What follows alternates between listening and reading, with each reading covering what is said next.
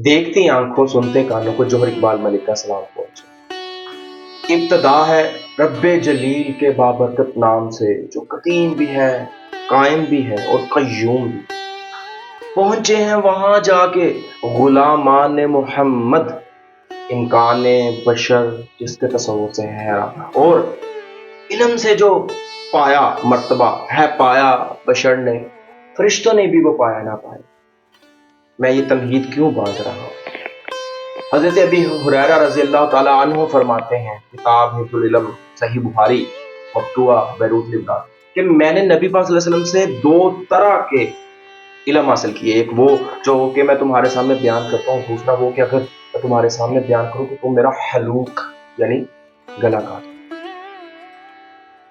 मैं हूँ आपका होस्ट जोहर इकबाल मलिक, और आज से हम इंशाअल्लाह सुब्हानहू तआला नशरियात का एक ऐसा ताबिंदा और दरख्शां सिलसिला शुरू करने जा रहे हैं जो कि हमारा एतमाद यकीन है कि आपकी जिंदगी को बदल के रख देगा।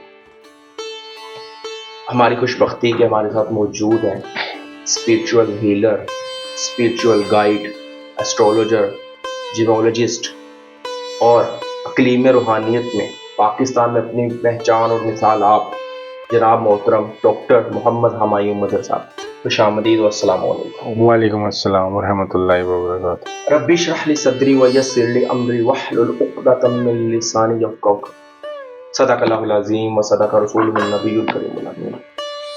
आज ये जो आपके सामने मैं हाजिर हूँ, ये है पहली नशिस्त बज़्म हकीकत, एक ऐसा मुनफरिद यूट्यूब चैनल और सिलसिला कि जो कि स्पिरिचुअलिज्म, जियोमोलॉजी, एस्ट्रोलॉजी, इनके आपकी ज़िंदगी पर असरात, वज़ाइफ, अमलियात, जादू टूना, इनके आपकी ज़िंदगी पर असरात और इनके साइंटिफिक रेमेडीज, रिचुअल्स और इनके जो कॉन्सिक्वेंसेस हैं उनको समझने और जानने के लिए हम गुफ्तगू किया करेंगे डॉक्टर मोहम्मद हमायूं मदर साहब से, जो कि हमें ये आशा करेगी और हमें ये बावर कराएगी कि हमारी रोज़मर्रा ज़िंदगी में रूहानियत का कितना अमल दखल है, इल्म नजूम का कितना अमल दखल है, एस्ट्रोलॉजी जिसे इल्म नजूम कहते हैं उसका हमारी ज़िंदगी से क्या लेना देना, और जियोमोलॉजी यानी पत्थरों का हमारी ज़िंदगी से क्या और कितना अमल दखल है, और वज़ाइफ और अमलियात और जादू वगैरह से हम अपनी ज़िंदगी को कैसे और कितना हील डाउन कर सकते हैं,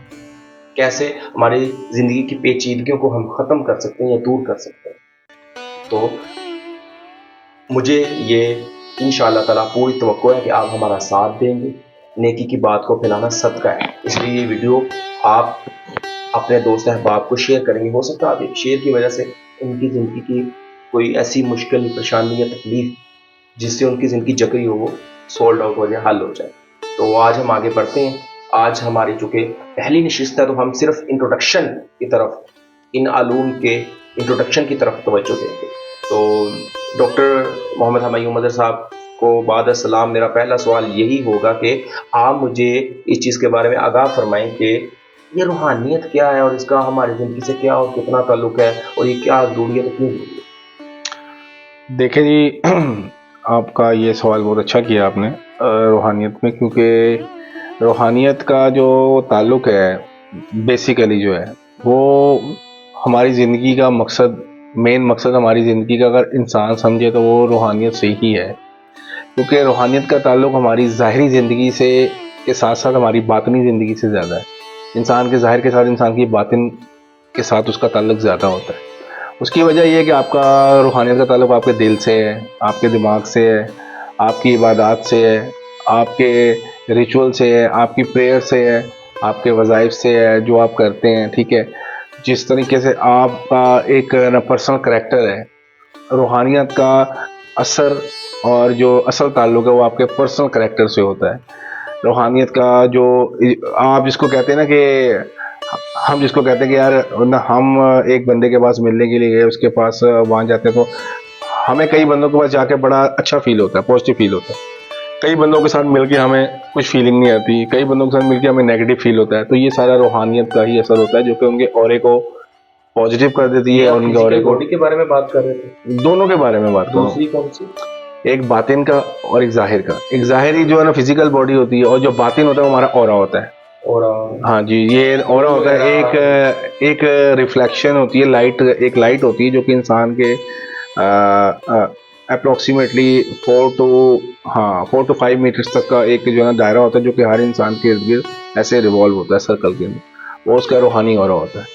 यानी कि वो उसकी जो वो परफॉर्म करता है अपनी लाइफ के अंदर, जब वो पैदा होता है, जब वो मरता है, तब तक के लिए उसके जितने भी उसके जो भी वो कर रहा है ज़िंदगी में, जो भी वो मतलब करता है ज़िंदगी के अंदर, उस पे डिपेंड करता है कि वो नेगेटिव चीज़ कर रहा है तो उसका ऑरा वीक होगा।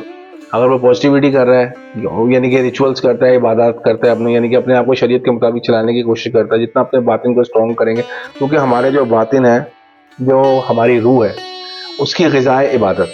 जैसे कि ज़ाहिर की ग़िज़ा खाना, बातिन की ग़िज़ा ज़िक्र इलाही। जब हम जिक्र करते हैं तो हमारी अंदर से रूह स्ट्रांग होती है, हमारा जिस्म लतीफ़ स्ट्रांग होता है। जब वो स्ट्रांग होता है तो हमारा ऑरा स्ट्रांग होता है।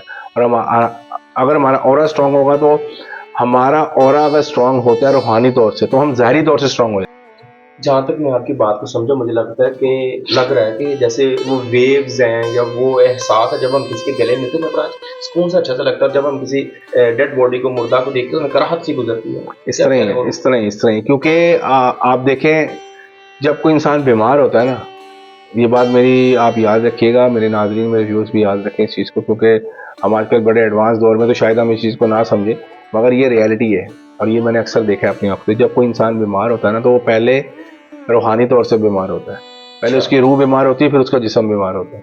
अच्छा। हाँ जी, कोई भी बीमारी होगी पहले आपकी रूह को लगती है, फिर आपके जिस्म को लगती है। लेकिन साइकोलॉजिस्ट तो कहते हैं ये नफ्सियाती यानी ज़हनी तौर पर लग रहा है, फील करना शुरू कर देता है इंसान के मैं बीमार या कमज़ोर होने लगा हूँ, तो बीमार होता है।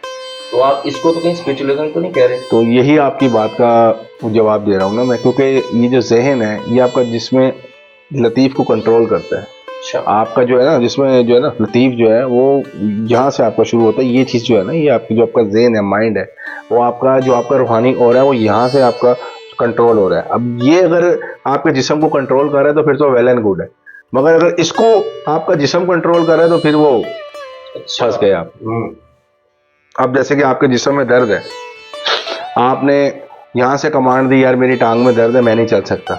आप ज़हनी तौर से मफलूज हो गए, आप बैठ जाओगे।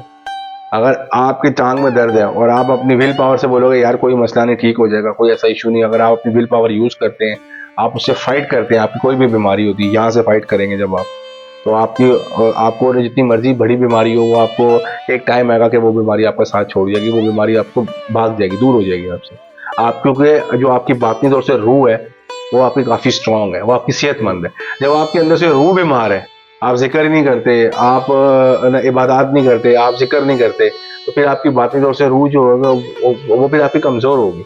जब आपकी रूह कमज़ोर होगी तो आपको कोई भी चीज़, नज़र, हसद, वो आपको फौरी तौर से लगेगी और आपके मामलात को ख़राब कर देगी। मुझे ऐसा गुमा गुजरा कई दफ़ा, मैंने देखा कि जब हम फारग बैठ रहे हैं, कोई 5-7 दिन कुछ ना करें, फिर खेलने भी ना जाए, तो मतलब थकावट, कमजोरी और फिर एहसास और फिर बीमारी शुरू हो जाती है। अच्छा, हम इसको स्ट्रॉन्ग कैसे कर सकते हैं रूहानियत को, और इसको कैसे स्ट्रॉन्ग करेंगे हमारा ये ऑरा स्ट्रॉन्ग हो जाए या हमारी स्पिरिचुअल पावर बेहतर हो जाए, और हमें नज़र हसद वाली जो आपने बात की तो बहुत ज़रूरी है, बहुत सिंपल सी बात है कि आप अपने जो इबादत हैं, जैसे कि एक जो है ना मुसलमान को ज़रूरी है उसको नमाज पढ़ना, प्रेयर्स है उसकी 5 टाइम्स की प्रेयर्स है, उसके बाद जिक्र है आपका, यानी कि आपने कुरान पढ़ें।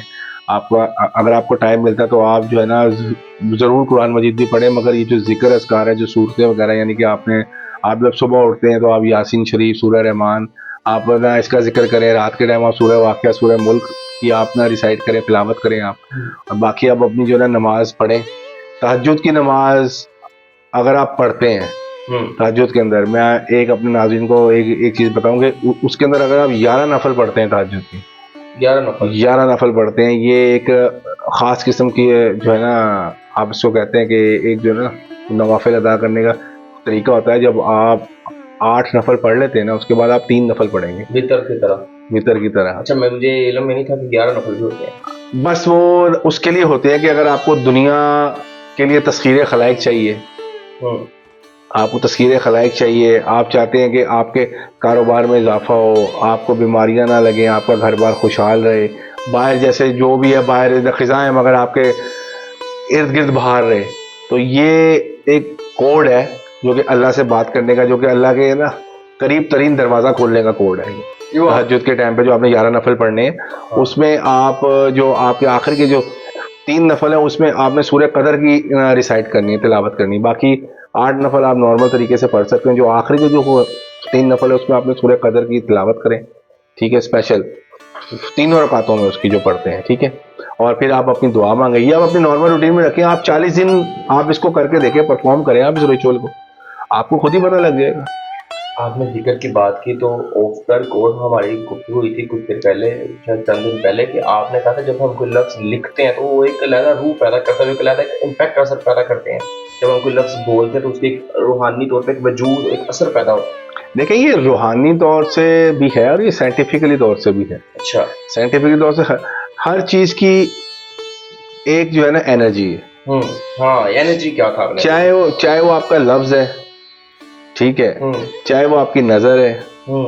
अब हम किसी चीज़ को गौर से देखते हैं, अब लोग कहते हैं यार ना फलाने को फलाने की नज़र लगी, वो ऐसे ही नज़र लगती है। नज़र का कॉन्सेप्ट यही है कि आपने किसी को देखा, किसी की कोई चीज़ पसंद आई और आपने माशाल्लाह नहीं बोला तो उसको आपकी नज़र लग जाएगी। वो ना नज़र के अंदर एनर्जीज होती हैं कि अगर इंसान जो सोच रहा होता है ना उस टाइम, जो उसकी मनफी सोच जा रही होती है तो वो मनफी रेज निकलती हैं और वो रेज जाके उसको लगती हैं, इम्पैक्ट करती हैं।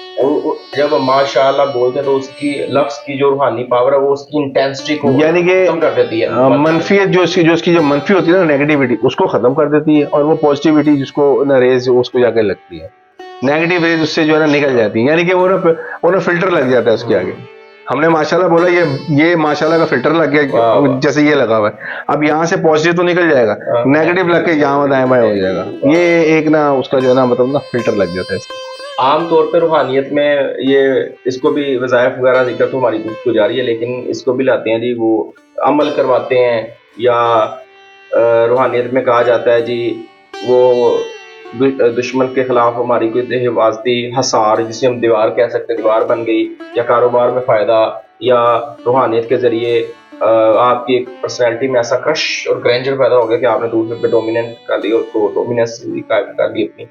तो ये रूहानियत का इससे इस तरह क्या है ताल्लुक है, या वाकई हकीकत बातें हैं जो नहीं? ये तो जो आप बातें कह रहे हैं इसका तो मैं आपको पहले जवाब दे चुका हूँ। देखिए, मैंने आपको पहले जवाब दिया था कि इंसान की पहले रूह बीमार होती है, अच्छा, उसके बाद उसके जो ना अपना ना फिजिकल उस पर ना इम्पैक्ट नज़र आते हैं कि इंसान ना फिजिकली तौर से अपने आप को बीमार महसूस करता है, दाने निकल आते हैं, बाज़ औक़ात कोई बीमारी में मुब्तला हो जाता है, बाज़ औक़ात उसका बाहर जाने को दिल नहीं करता, कुछ काम करने को दिल नहीं करता, सुस्तीपन आ जाती है, ज़्यादा सोता है, इबादत नहीं कर सकता, यानी कि उसको कुछ करने को दिल नहीं करता, वो बिल्कुल तंग आया होता है। यानी कि वो ज़िंदगी को जीता नहीं, वो ज़िंदगी फिर गुजार रहा होता है। तो जब वो गुजार रहा होता है तो फिर ये चीज़ें होती है कि उसकी जो बातनी तौर से जो रूह है उसकी, वो उसकी बीमार हुई होती है।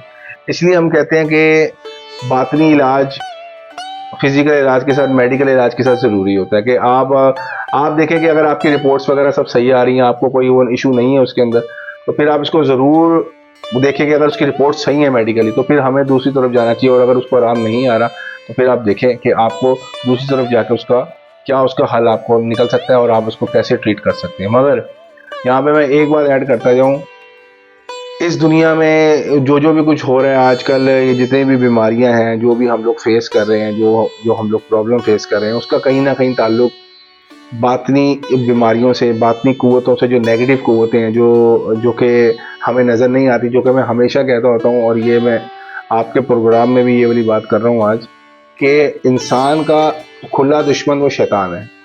इंसान का दुश्मन इंसान नहीं है, शैतान इंसान के खून में दौड़ता है, ठीक है।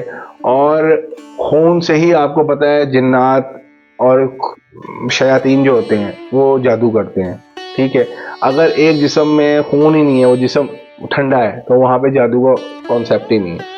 क्योंकि शैतान ने रहमान से ये वादा किया था, मोहलत मांगी थी एक तो क़यामत तक की, और ये वादा किया था कि मैं इंसान के खून में, नसों में, मैं उसके खून के अंदर गर्दिश करूँगा।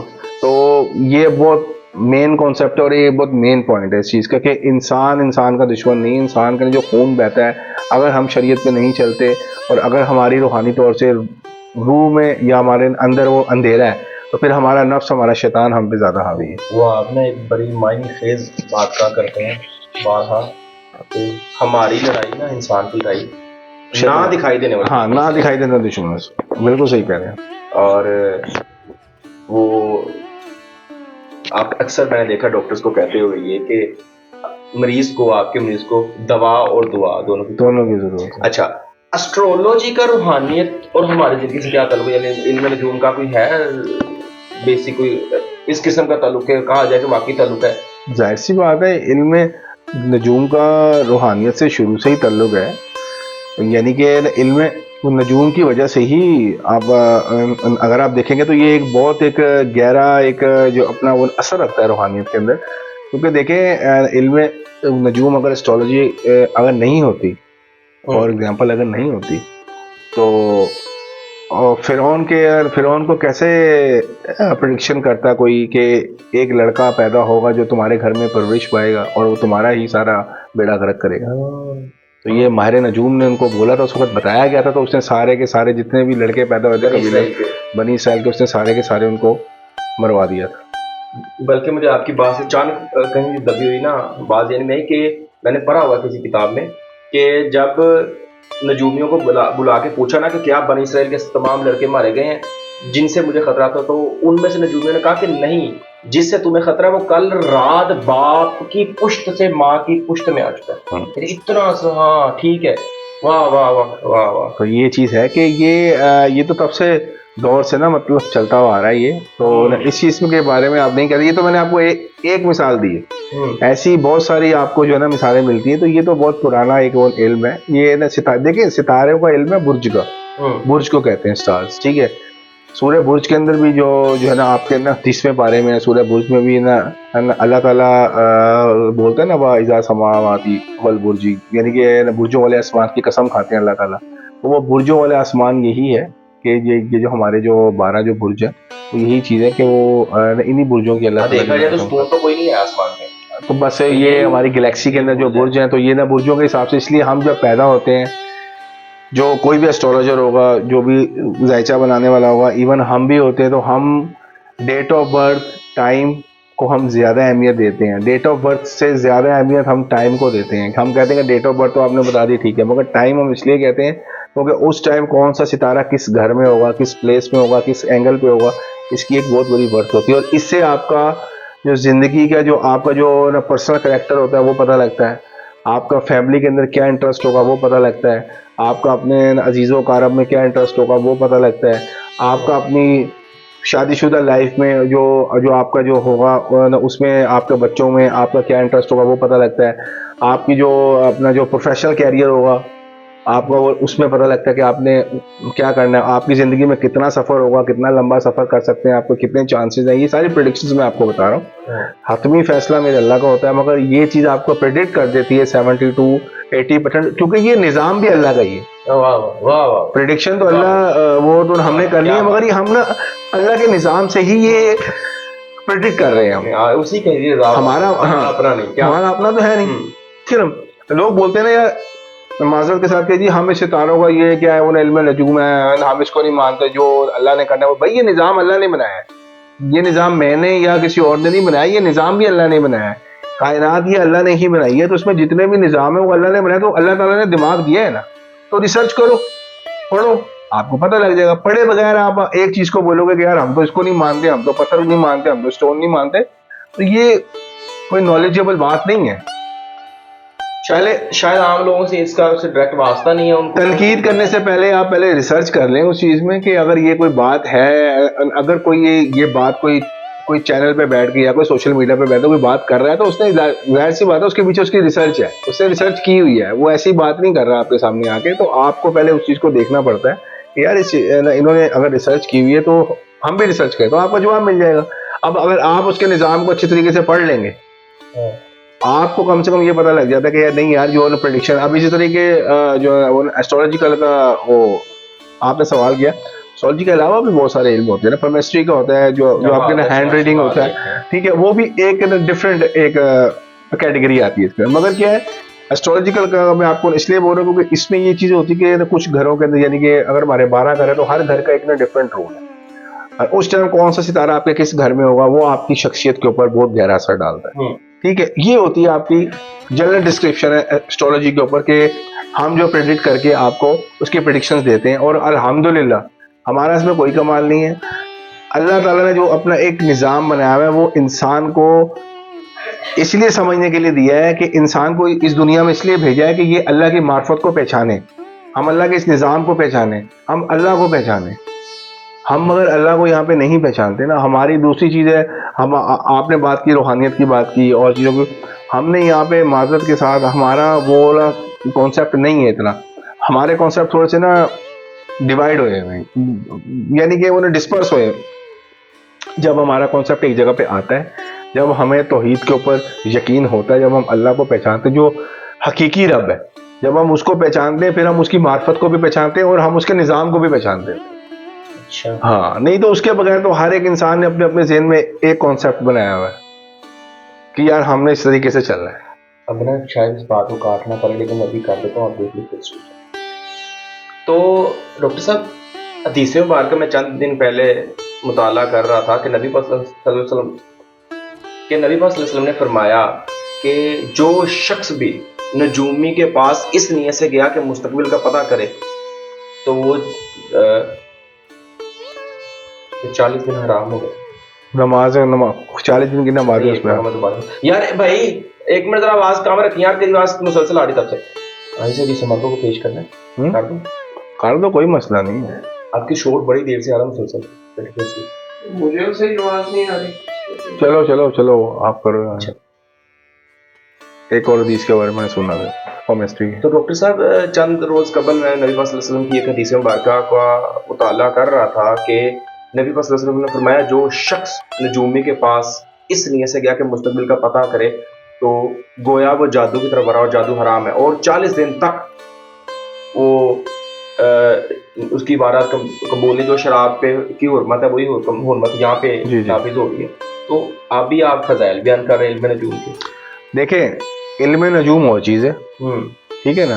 केमिस्ट्री जो है ना अपना ना हाथ दिखाना किसी को, वो एक और इल्म है। यानी कि इनका दोनों का जो जाता है ना आगे जाके ना रास्ता जो जाता है, जो ना इन फ्यूचर जाता है, ये ना प्रेडिक्शन का रास्ता इनका सेम है, प्रेडिक्ट करने का इनका तरीका आगे जाके तकरीबन एक तरह से सेम मिल जाता है, मगर दोनों के तरीकेकार जो है ना आगे जाके मिलते हैं, पीछे से दोनों एक अलग डायमेंशन से आ रहे हैं। एस्ट्रोलॉजिकल और डायमेंशन है। नहीं, एस्ट्रोलॉजी के बारे में आप कह रहे थे ना कि उसकी जरूरत है, उसका हमारी जिंदगी पे असर है, हमें पता होना चाहिए, अल्लाह का निज़ाम है। तो यहाँ हदीस मुबारक तो आ रही है कि मना किया गया है कि मुस्तकबिल पता करने के लिए नजूम के पास। देखिए, मुस्तकबिल पता करने के लिए, अब देखिए अगर कोई आपको नजूमी आपको मुस्तकबिल बता रहा है, वो आपको कह रहा है भाई कल तुम मर जाओगे, कल तुम इस तरह हो जाएगा, ये हो जाएगा, तो इस तरह हो जाएगा, तो मैं ये नहीं कह रहा कि वो बंदा गलत बोल रहा है। एक इल्म था, शायद आपने उसके बारे में सुना होगा, इल्म रमल।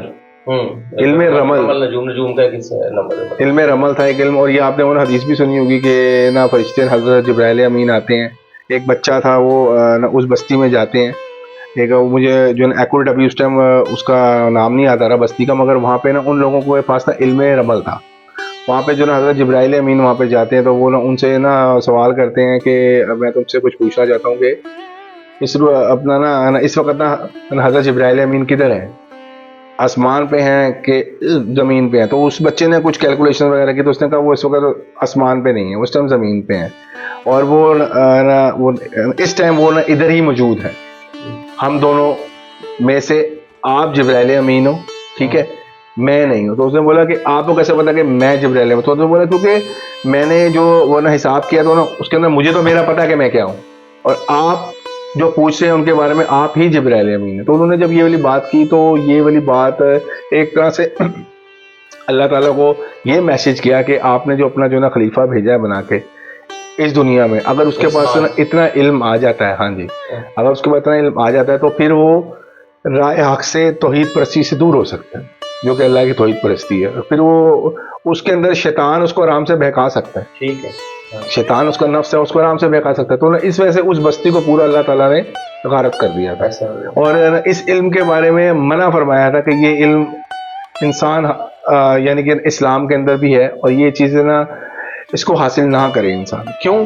क्योंकि जब देखें क्यों का सवाल और कब और कैसे, ये सवाल हम वहाँ कर सकते हैं जहाँ पे हमें गुंजाइश हो, जिधर हमारा दीन हमें किसी चीज़ के लिए मना कर देता है, ठीक है, क्या रसूल सल्लल्लाहु अलैहि वसल्लम की कोई भी हदीस है तो वो फरमाते उसमें मना फरमाते थे किसी की, तो फिर वहाँ पे मेरे हिसाब से, मेरा एक अपना पॉइंट है, फिर वहाँ पे हमें किसी चीज़ को डिबेट करने की या कोई प्रूफ करने की कोई ज़रूरत नहीं है। तो इस वजह से मैं इन चीज़ों को प्रूफ नहीं करता।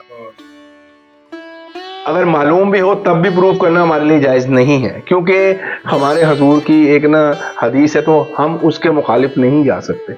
या जो अल्लाह ताला ने जब एक चीज़ को मना फरमा दी है, जब आपके महबूब ने मना फरमा दी है कि आपने ये चीज़ की तरफ नहीं जाना, तो फिर हम उधर नहीं जा सकते। पामेस्ट्री की तरफ मैं आपको इसलिए मैं आपको मना करता हूँ क्योंकि मेरे पास भी अक्सर लोग आते हैं हाथ के लिए, मुझे कहते हैं आपकी नजदीक उस हदीस से नजूम का में से नजूम का जो ताल्लुक है वो पामेस्ट्री की तरफ है। पामेस्ट्री की तरफ है, केमिस्ट्री की तरफ इसलिए क्योंकि जाहिर सी बात है उसमें आप अपना जाके हाथ दिखा। और फिर दूसरी बात, जैसे कि मैंने आपको बताई, क्योंकि सबसे मेन बात देखें, हम जो काम करते हैं ना, हम करते हैं प्रिडिक्शंस, ठीक है, मैंने आपको पहले भी बोला है, प्रिडिक्शंस का मतलब होता है कि आने वाला जो टाइम है वो मे भी ऐसा हो सकता है, शक यकीन है, लेकिन है कि ऐसा हो सकता है, ज्यादातर प्रिडिक्शंस हैं ये कोई हतमी फैसला नहीं है। जिधर आप हतमी फैसला कर दोगे ना, चाहे वो आप हाथ देख रहे हो, चाहे वो आप एस्ट्रोलॉजी कर रहे हो, और अगर आप ये बता रहे हो नहीं जी कल तेरे साथ ये हो जाना है, आप समझ रहे हैं बात को, यकीनी तौर पे, हाँ, वो चीज मना है कि आप किसी को कोई हतमी चीज नहीं बता सकते। हाँ, आप उसको प्रिडिक्शन दे सकते हो। अगर देखें, मेरी बात सुने, आप जा रहे हैं किसी नए इलाके में, आपको तो रास्तों का पता नहीं है, आप किसी बंदे से पूछेंगे, ठीक है, वो आपको क्या बताएगा जी इधर से होके आप उधर चले हैं, उधर चले हैं, मेरे ख्याल है आप यहाँ से 2 गलियां छोड़ के आएंगे तो वहां पे होगा। अगर वो भी उस इलाके का बंदा है या नहीं है, या वो थोड़ा नहीं उस इलाके को जानता, तो वो भी आपको यही बात बताएगा कि आप यहाँ से इधर यू टर्न लेंगे और यहाँ से ये वाली गली छोड़ेंगे, आप उधर आएंगे। बस्ती वाले ने तब दीवार कर दी या गली बदल दी हो, ये यकीनी बात तो अलग है। हाँ, वो ये बता सकता है कि यहाँ से यहाँ रास्ता है, ठीक है। अगर वो ये बोल दे कि भाई यहाँ से वहां रास्ता है, तुम वहां जाओगे, वहां जाके तुम मर जाओगे, तो ये फिर गलत चीज है। अगर वो आपको रास्ता बता रहा है कि जी प्रेडिक्ट कर रहा है कि जी आप यहाँ से इधर मुड़ोगे तो आपको ये चीज मिलेगी, यहाँ से ये चीज मिलेगी, और आप वहां से फिर वो आगे जाओगे तो आपको फलानी फलानी चीज मिलेगी, तो ये एक प्रेडिक्शन है, लाइक एक ना प्रेडिक्शन होती है। मैंने ना आसान लफ्जों में बताया व्यूअर्स को, ये एक ना प्रेडिक्शन है। और इसके अंदर अगर आपको प्रेडिक्शन कर रहे हैं, कोई प्रेडिक्ट कर रहे हैं किसी के लिए, उसके जायचे के हिसाब से, उसकी डेट ऑफ बर्थ के साथ, तो आप सितारों के हिसाब से उसकी पर्सनैलिटी को एनालाइज कर रहे हैं, उसको समझने में हेल्प आउट कर रहे हैं। बाज़ औक़ात इंसान को अपनी समझ नहीं आ रही हो, यार मैं क्या चाहता हूँ, मेरे लिए क्या बेहतर हो सकता है, मैं जो काम करता हूँ नेगेटिव हो जाता है, उल्टा पड़ जाता है, तो उसमें फिर ये बहुत सारी चीजें होती हैं कि जिसमें हम उनको ना रूहानी तौर से उनको ना रिचुअल्स बताते हैं, कोई स्टोन रेमेडी देते हैं उनको, ठीक है, और उसके बाद ना कुछ ऐसी कुछ रेमेडीज होती है कि जिनको करने के बाद उनका ऑरा क्लीन होता है। जब उनका ऑरा क्लीन होता है तो फिर उनके जो मामलात होते हैं, दुनियावी मामला, फिर उनकी ना खुलने लग जाते हैं। बात चीजें ऐसी होती हैं कि इंसान को ना नुकसान पहुंचा होता है किसी अनदेखी चीज से, जिन्नात वगैरह, हाँ, तो इंसान को पता नहीं होता। आगे चल के ना इंशाल्लाह ताला हम डिटेल्ड में हमा पहलू यानी एक नुक्ते पे जो सवालात आपकी तरफ से आएंगे उन पर गुफ्तगू करेंगे, जिन्नात के बारे में, पथरोजिमोलॉजी के बारे में, एस्ट्रोलॉजी के बारे में, रूहानियत के बारे में, औलियात के बारे में, वज़ाइफ के बारे में, और कोशिश ये करेंगे कि वो तमाम इस असरार यानी मिस्ट्रीज, हिडन डेप्थ्स, वो हम आश्कार करें, आप तक लाएं। तो हजरत आप भी जो हमारा अगला नुक्ता वो ये है कि जिमोलॉजी, ये पत्थरों का सितारों से कोई ताल्लुक, रूहानियत से ताल्लुक, हमसे ताल्लुक जरूरी है? पत्थरों का, ये जो स्टोन्स है आपके, जो पत्थर हैं स्टोन्स आपके, पत्थरों का अगर आप देखें ना, वैसे तो डायरेक्टली तो कोई ताल्लुक वैसे नहीं बताया गया कि कोई रूहानियत से कोई इसका डायरेक्ट ताल्लुक है, ठीक है, मगर साइंटिफिकली अगर आप देखें, साइंस ने इस चीज़ को प्रूव किया है, और इस चीज़ को अल्लाह ताला ने कुरान मजीद में कई सौ साल पहले भी इसका जिक्र करके इसको प्रूव कर दिया था, याकूत और मरजान का जिक्र करके। रहमान में तरफ सुना है, गोया कि वो याकूत मरजान है, खूबसूरती, हाँ, याकूत और मरजान का जिक्र करके, ठीक है। तो उस पर फिर रिसर्च की, साइंस ने ये प्रूव किया कि भाई साइंटिफिकली इनके जो है ना आपके ऑरे के ऊपर असरात हैं स्टोन्स के, क्योंकि ये केमिकल रिएक्शन से बनते हैं, पहाड़ों से निकलते हैं पत्थर, तो जाहिर सी बात है केमिकल मादनी आते हैं वहीं से निकलते हैं। तो जब आप इसको पहनते हैं, जब इस पर सन की रेज पड़ती है, जब इस पर सूरज की धूप पड़ती है, उसकी शुआएं पड़ती हैं, वो जब इस पे पेनिट्रेट होकर जब आपके स्किन के अंदर जाती हैं तो वो उसका एक वो असर होता है जो कि आपके ऑरे पे पड़ता है और आपके माइंड पे पड़ता है। अच्छा साइंटिफिकली अच्छा। ये चीज़ प्रूवन है। तो जब ये चीज़ प्रूवन होती है तो इसमें जब आप उसको पहनते हैं, जब यूज़ करते हैं, तो आपको खुद भी महसूस होता है कि हाँ जी, इसका वाकई में ही इसका जो है ना अपना ना एक रोल है, ठीक है। और इसका रोल उस वक्त और ज़्यादा बढ़ जाता है जब हम इसको इस पर पढ़ाई करके या इस पर रेमेडी करके तो हम जब स्टोन्स एक दूसरे को देते हैं, ये भी एक रिचुअल के अंदर आता है, ठीक है। क्योंकि देखिए मैंने आपको पहले भी बताया, हर अल्लाह की चीज़ अल्लाह ताला ने जो इस जहान में दी है वो इंसान के फ़ायदे के लिए ही दी है, अगर इंसान उसको सोच समझ के इस्तेमाल करे तो। ये इंसान पे डिपेंड है कि इंसान उसको नेगेटिव यूज़ कर रहा है या उसको पॉजिटिव यूज़ कर रहा है। अब उसी पत्थर के ऊपर नेगेटिविटी भी हो जाती है और पॉजिटिविटी भी हो जाती नेगेटिव। अच्छा, काला जादू जिसे कहते हैं, सिफली का है। कुछ भी, हाँ आप कह सकते हैं इसको, कुछ भी कह इस बार अल्लाह ताला का शेर ज़हन में आ रहा था कि ना तू ज़मीन के लिए है, ना तू आसमां के लिए, जहां है तेरे लिए, तू नहीं जहां के। ऐसे ही। अच्छा, तो हम इख्तिताम की तरफ आते हैं, लेकिन उससे कबल कुछ हमारे नकात थे जिनमें हम इस बारे में जानना चाह रहे थे हमारे नाज़रीन, और हमें समझने की कोशिश करनी थी कि ये जो जादू है, जिन्नात हैं, ये एग्जिस्ट करते हैं। बिल्कुल करते हैं। इनका असर रूहानियत पे हमारी आम ये जो सारी चीज़ें हम गुफ्तगू कर रहे हैं, इसका हमारा ताल्लुक ये बेसिक जानना है हमारे व्यूवर्स का, नाज़रीन का, कि हमारी आम रोज़मर्रा ज़िंदगी में इनका कितना कितना दखल है। देखिए जी, जादू तो आपका शुरू जो हुआ था वो आपका पहले ही अपना ये तो बहुत पुरानी रवायत है कि जो सबसे पहला जो जादू शुरू हुआ था वो आपका कबाला ही जादू शुरू हुआ था। पहले कबाला जादू हुआ था ये, और ये अपना बगदाद में शुरू हुआ था। और इसका जो है ना अपना जो है ना एक्यूरेट इसकी पूरी हिस्ट्री है वो इंशाअल्लाह मैं आपको बहुत जल्द बताऊंगा इसकी पूरी। तो ये पहले वहीं से शुरू हुआ है कबाला जादू, और ये कबाला जादू के बाद फिर और जादू आए हैं, मसान आया है, फिर दूसरे भी और बहुत सारे जादू हैं जो कि जिन्नात भी करते हैं, जिन्नात के ज़रिए से भी करवाया जाता है, ठीक है ना। इंसान जिन्नात से भी करवाते हैं जादू। तो जादू तो शुरू दुनिया से जब से मतलब ये कायनात का ना तस्वुर हुआ है तो जाहिर सी बात है जहाँ पर रोशनी है वहाँ पे अंधेरा है, ठीक है ना। और ये चीज़ फैक्ट है, रियलिटी है कि अंधेरा चाहे जितना मर्जी गहरा हो मगर रोशनी की एक किरण उसको सारे को ना ख़त्म कर देती है अंधेरे में। हाँ, वाह वाह। ये तो रियलिटी है, ठीक है। तो इसलिए रहमान की ताकत हमेशा ज़्यादा रही है शैतान से। जिनका आम लोगों पे भी असर होता है, आम रोजमर्रा के जो आम लोग हैं उन पे भी असर होता है, ये कुछ स्पेसिफिक होता है जिन पे असर होता है, जिन पे कुछ सुना कि पढ़ा जाता है इल्म, तो उस पे असर होता है? या आपका ये सवाल सुनकर तो बड़ी एक तरह से ना हैरत भी होती है मुझे। इंसान वो वाहिद मखलूक है कि अल्लाह ताला ने सबको उसके आगे सजदा कराया है। अच्छा, सबको? जिन्नात ने भी सजदा किया हुआ इंसान के आगे। ये मेरे में नहीं था। ठीक है, हाँ जी, सारी मखलूकात को, सिर्फ शैतान के, हाँ। शैतान ने नहीं किया, शैतान ने नहीं किया, शैतान ने नहीं किया, ठीक है। अब बात यह है कि आप कह रहे हैं कि जिन्नात इंसान पे हावी हो जाते हैं।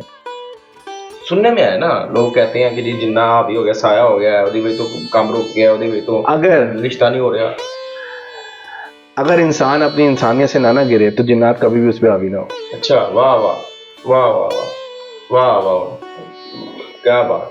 इंसान जब अपनी इंसानियत से गिर जाएगा ना तो फिर उस पर हर मखलूक हावी हो जाएगी। अच्छा, जब इंसान जो इंसान का मकसद है, जिसकी वजह से अल्लाह ने उसको खलीफा बना के दुनिया में भेजा है, अगर इंसान उस चीज़ को यकीन कामिल रखे ना उस चीज़ पर और मार्फत इलाही पे चले तो ये कोई भी मखलूक़ात जो है ना ये इंसान को कभी भी नहीं नुकसान हो। ये सारी मेरी और आपकी और ये जो अपने जो आजकल मुआशरा चला, ये सब एक ना तख़य्युलाती बातें हैं कि यार ये हो जाएगा, इस तरह हो जाएगा, फलाना हो जाएगा, कल को ये हो जाएगा, कल को ये होगा, यार कल को खाने के पैसे नहीं होंगे, कारोबार नहीं। और वही मिसाल जो मैं अक्सर जो मैं लोगों को देता होता हूँ कि हमारा यकीन नहीं है खुदा पे से, हम क्या बोलते हैं अस्सलाम वगैरह, अस्सलाम वालेकुम, वालेकुम सलाम, क्या हाल चाल जी, अल्हम्दुलिल्लाह, शुक्र अल्हम्दुलिल्लाह, अच्छा सुनाओ यार काम भी क्या है, ओ यार नहीं है यार कोई काम ही नहीं है, ये नहीं है। तो फिर वही बात आती जो मैं अक्सर कहता होता हूँ, खालिक की शिकायत अगर आप मखलूक से करोगे तो फिर आपको कैसे जो है ना रिज़्क मिलेगा, आप कैसे खुश रहोगे। आप एक यहाँ पे वो थ्योरी भी बड़ी ज़बरदस्त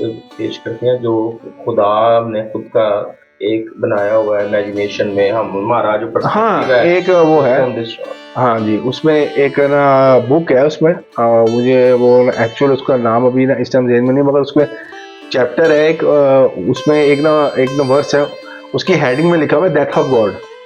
खुदा की मौत। हाँ, अब ये सुनने में बड़ा एक वो लगेगा व्यूअर्स को भी कि यार ये क्या बोल रहा है, और ये मतलब किस तरीके से बोल रहा है, क्या बोल रहा है। जिनको मेरी बात समझ आ जाएगी उनके लिए तो ये बहुत अच्छा पॉइंट है, जिनको नहीं आएगी वो इस बात को ना ही समझे तो बेहतर है, क्योंकि उनको नहीं समझ आएगी। अब वो उसमें ये ना 3 मज़ाहिब को ना डिफाइन कर रही है ना बुक है। मैं आपको जरूर बताऊंगा इसका नाम, शायद ना अगली पॉडकास्ट में मैं इसका ना जरूर मैं जो है जिक्र करूँगा। अच्छा, वो असल में मेरे ज़हन में आ रहा है, वो ना ज़बान पे नहीं उसका नाम चढ़ रहा कि क्या चीज़ है। तो इसमें ना तीन मज़ाहिब को इसमें जो है ना डिफाइन किया गया है। एक जो है जेरूसलम को किया गया है, एक किया गया क्रिश्चियनिटी को, और एक किया गया इस्लाम को। अब उसमें जो ऑथर जो कहता है ना, ऑथर ये बात कह रहा है उसके अंदर, उस चैप्टर में अपना ना उस वर्ष के अंदर कह रहा है, जो उसमें वो हेडिंग है डेथ ऑफ गॉड में, कि यहाँ पर हर इंसान ने ना एक अपना ख्याली ना तखयलाती जो होता है ना, इंसान का जो तखल्लु एक जो ना ख्याल होता है, उससे उसके हिसाब से अपने जो ना खुदा को खुद बनाया हुआ, जैसे लिमिट्स कायम की हैं तो वो ऐसा होना चाहिए, वो ऐसा ही। हाँ, हर इंसान ने अपने खुदा को एक जो है ना खुद बनाया हुआ है अपने अंदर ही, कि यार मेरा ना खुदा इस तरह का है, मेरा खुदा इस तरह का है, मेरा खुदा इस तरह। अब वो कहता है कि जब तक हम अपने उस खुदा को नहीं ना मारते अंदर से, तो तब तक हम अपने हकीकी खुदा से नहीं जाके मिलते, हमको उसकी पहचान नहीं होती कि वो क्या है। हम उस खुदा को मारेंगे तो रास्ता खुलेगा ना ऊपर से, जब रास्ता खुलेगा, डोर खुलेंगे, तो फिर हमें अपनी डिवाइन का पता लगेगा कि हाँ यार खुदा तो वो है, तौहीद तो वो है, खुदा की बात तो वो है ना, खुदा तो वो था। हमने तो अपना एक ना पर्सपेक्टिव बनाया हुआ था कि यार जो है ना खुदा जो है ना इस तरीके से करके, यही वजह है कि हम अपने जो है ना पॉइंट से हिले हुए हैं, आगे पीछे हुए हैं। हमें कुछ समझ नहीं आती कि हमने क्या करना। हम दुनियादार इतने हो गए हुए हैं, जरा सी कोई हवा चलती है, जरा सी कहीं पे कोई भी चीज़ होती है दुनिया में, कोई भी चीज़ हो रही है। जैसे कि ये साल के अंदर कई ऐसे मामला हो रहे हैं जो कि आपके प्रैक्टिकल भी हो रहे हैं, आपके सियासत के अंदर भी हो रहे हैं, आपके नॉर्मल लाइफ में भी हो रहे हैं लोगों के। अब ये साल टोटली तौर से मैंने पहले भी बताया गया है कि मैंने कहीं जगह पे मैंने पहले भी ये वाली बात की कि 2025 का साल है। इस साल में ये चीज़ें रहेंगी, क्योंकि ये साल है मरीख का, मार्स का। मार्स एक जंगजू आपका सितारा है, ठीक है ना, सियारा है आपका।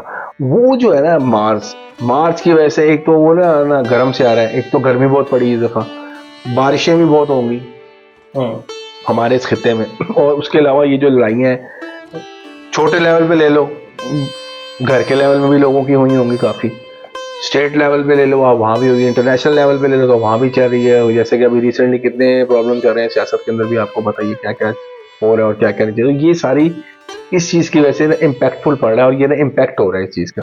और हम लोग इतने परेशान हो गए हैं कि हम कहते हैं लो जी क़यामत आने वाली जी, वर्ल्ड वार 3 लग जाएगी तो क्या होगा यार, हम कैसे सर्वाइव करेंगे। हमें ये नहीं पता कि यार ये सारी चीज़ें सोचने का हमारा काम नहीं है।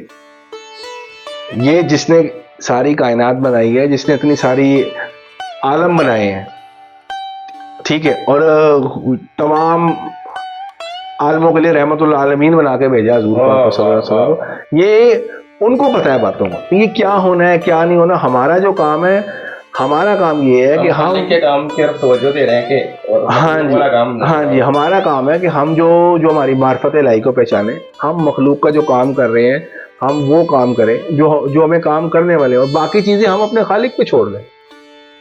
देखिए जी, जब उसने कौन कह दिया, जब तबाही आनी होगी ना, तो फिर मैं और आप अगर जो है ना फिक्रमंद होंगे तो कुछ नहीं हो सकता। अगर हम फिक्रमंद होते हैं ना हमारे बच्चों के लिए, यार हमारे बच्चों का क्या होगा, भाई बच्चों का क्या होगा, हम जाएंगे तो हमारे पेरेंट्स जाते हैं, बड़े बूढ़े जाते हैं, उसके बाद उनके बच्चों का क्या होता है। वो आपके सामने एक दूसरे के सामने बैठे हैं, हम लोग आपके सामने, ठीक है। कहने का मतलब है जिसने हिफाजत करनी है ना, वो तो कायम दायम है, तो कायम दायम रहेगा, जिंदा है, और वो 70 से ज्यादा प्यार करने वाला है, तो फिर हमारा प्यार क्या है उसके आगे। इमरान खान के बारे में कुछ कहना चाह रहे थे आप? जो सवालात है ना लोगों के, कि अभी तक नजरबंद है, उसकी रिंग का अंगूठी जो थी उसकी बड़ी मशहूर हुई, और उसकी वो रिहाई जेल से।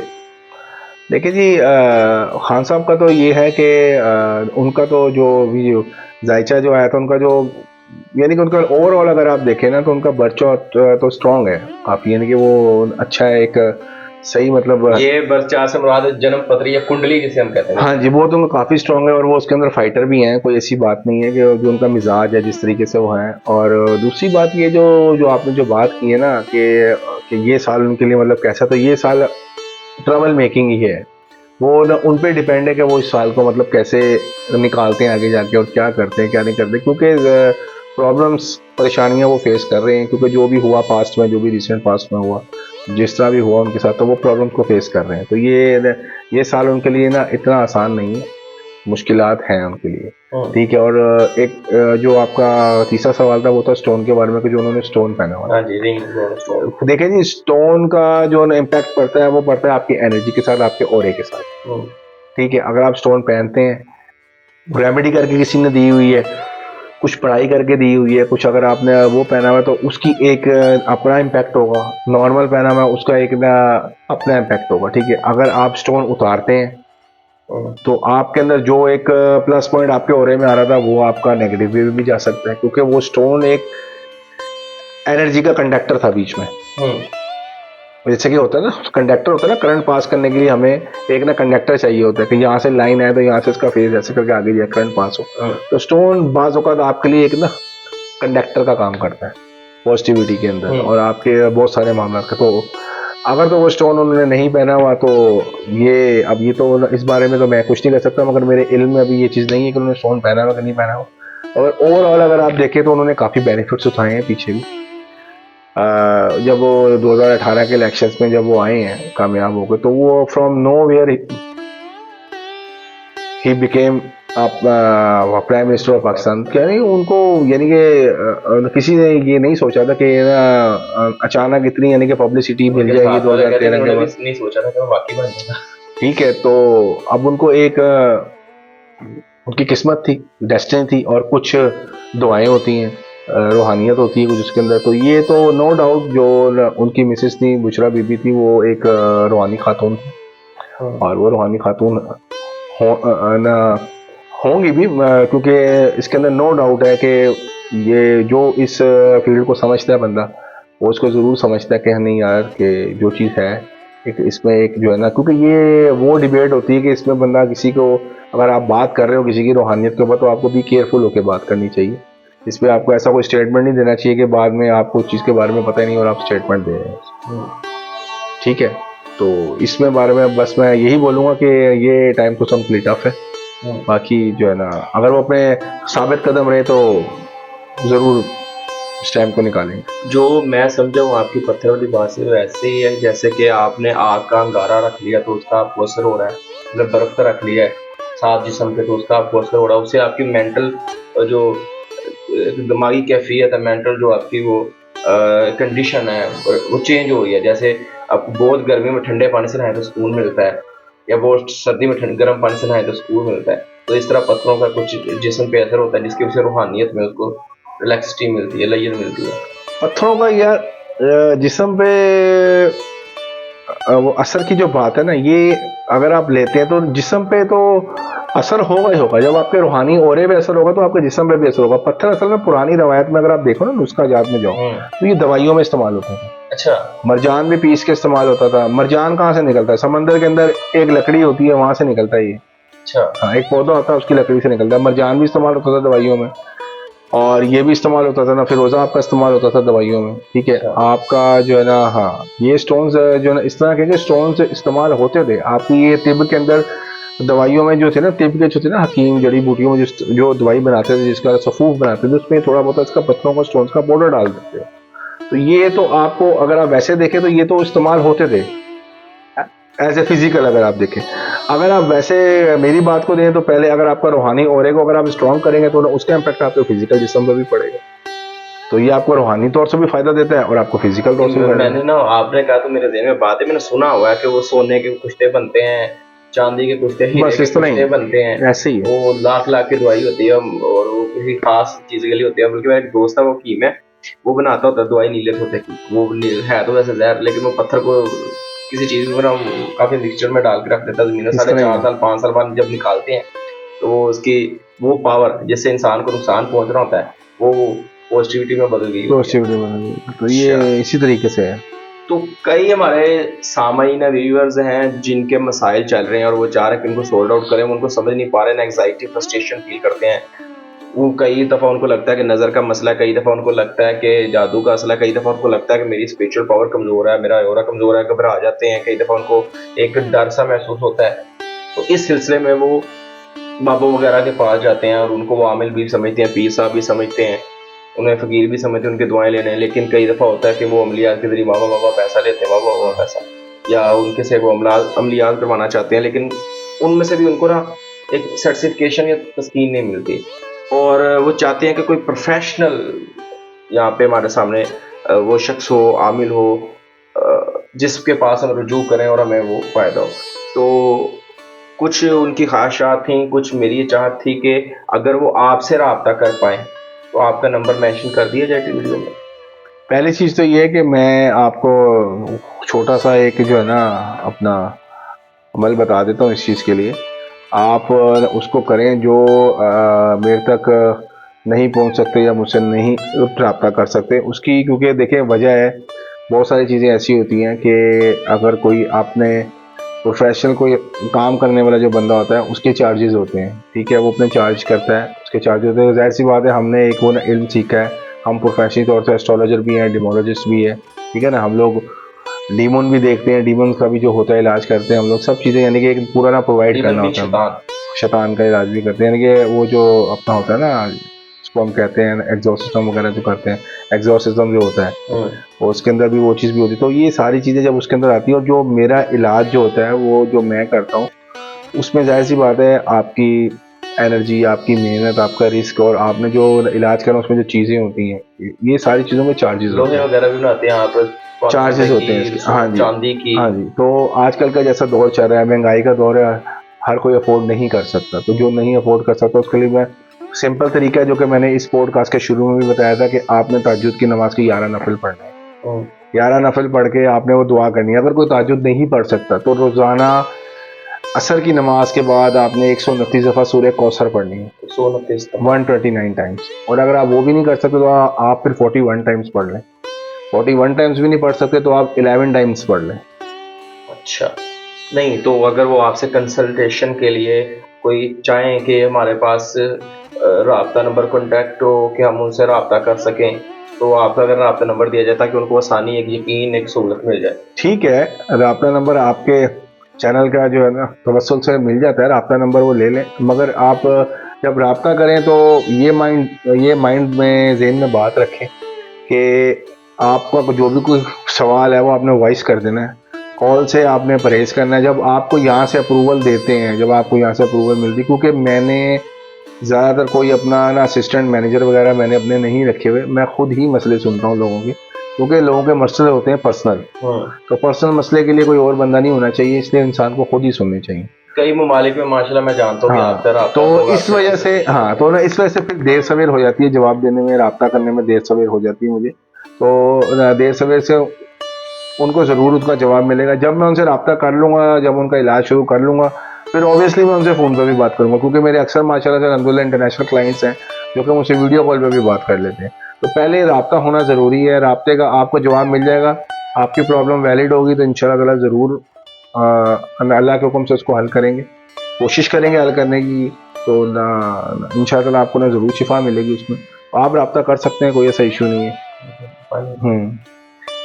तो काफ़ी वर्ताए हैरत में डालने वाली गुफ्तगू हुई, हैरान कुन गुफ्तगू हुई, और अभी ये सिर्फ मेरा इंट्रोडक्शन था, यानी कि एक दो सिर्फ नकात थे कि हम क्या क्या गुफ्तगू करेंगे या हमें इस चैनल पे आपको क्या पेश करना है, आप इस चैनल पे किस किस चीज़ का फ़ायदा उठा सकते हैं। मुझे उम्मीद है कि आपको ये आज की नशिस्त बहुत अच्छी लगी होगी, दिल फरेब लगी होगी, दिलकश लगी होगी। तो चैनल को सब्सक्राइब करें और कुछ सवालात जो भी आपने करने हो वो आप पर्सनल नंबर आपको दिया जाएगा, जिसमें आपके जो मसाइल हैं उनको पर्दे में रहकर बात और राज को राज में रख कर आपको उसका जवाब दिया जाएगा। कमेंट्स करें, शेयर करें, अपने दोस्त तक, अपने अजीज़ अकरबा तक इसको शेयर करें, शायद आपके किसी शेयर से किसी का भला हो जाए। और नेकी की बात को फैलाना, जैसे मैं पहले अर्ज़ कर चुका कि सदका है, अच्छी बात है। तो आप हमें आज की बज़म के लिए दीजिए इजाज़त। इंशाअल्लाह ताला अगली नशिस्तों में, अगली बज़मों में आपके पास हाजिर होंगे मज़ीद सनसनीखेज़ और ऐसे असरार लेकर जिनका डायरेक्ट आपकी ज़िंदगी से ताल्लुक़ है, जिनका डायरेक्ट आपकी रोज़मर्रा के अफेयर से ताल्लुक़ है, जिनका डायरेक्ट आपकी डीलिंग से ताल्लुक़ है, लेकिन वो हमें एक फीलिंग आती है कि कुछ हुआ है जिसकी वजह से हमें ना नुकसान हुआ या हमें सर्टिफिकेशन नहीं मिली, तो उसका इंशाअल्लाह ताला हम हल करने की कोशिश करेंगे। आप हमारे चैनल को देखते रहिए। आज की नशिस्त से इंशाअल्लाह ताला रुखसत चाहते हैं। अल्लाह सुब्हानहू व तआला हाफ़िज़।